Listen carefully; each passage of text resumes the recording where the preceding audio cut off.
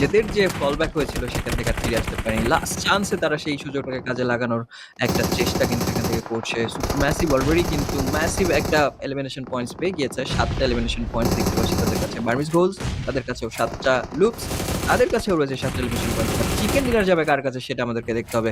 ওদিক থেকে দেখতে পেলাম গডস্পিড খুবই অসাধারণভাবে কিন্তু একটা এলিমিনেশন পয়েন্টস কিন্তু করে নিল। ডেফিনেটলি এই পর্যায়ে কিন্তু সার্কেল নতুন শিখতে হবে। সেই জায়গা থেকে কিন্তু এইবার তাকে শিক্ষা বিপদে পড়তে পারে অনেককেই। বর্তমানে সার্কেল এজ সাইড থেকে কিন্তু জাম্প দিয়ে দিল। এইবার নর্দার্ন পার্টি কিন্তু উড়ে যাচ্ছে। অ্যান্ড এই নর্দার্ন সাইডে যাওয়ার জন্য কিন্তু ওয়েস্টার্ন সাইডের বা সাউদার্ন সাইডের প্লেয়াররা অনেকটাই ঝুঁকিপূর্ণ অবস্থায় পড়ে যেতে পারে। ফাইটটা হয়ে যাচ্ছে বার্মিজ বুলসের সাথে 9Z। এর মাঝে রিমিক্স করলো একটি নকডাউন। ইউটিলিটি তার দিকেও চলে আসতে পারে। বাট এখন কিন্তু রিমিক্স জানে সামনে ইউটিলিটি চার্জ করলে আসতে পারে এলিমিনেশন। পারফেক্ট একটা নকআউট দরকার, পারফেক্ট একটা ইউটিলিটি দরকার।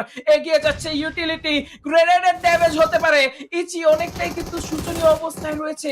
সেখান থেকে কিন্তু ইয়াক্কাকে দেওয়া দরকার রিভাইভ। গডস্পিড এখনো ফুল এইচপিতে রয়েছে, বাট তার বাকি টিমমেটসরা কিন্তু নেই ফুল এইচপিতে।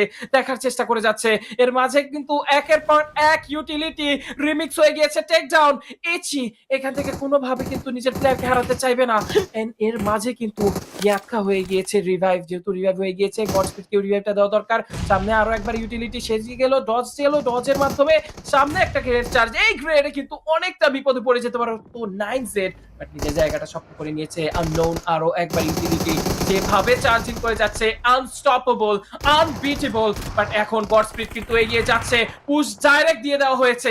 এন্ড এর মাঝে ইচের হাতে কিন্তু পুরোপুরি ভাবে 9Z কে এলিমিনেট হতেই হয়েছে।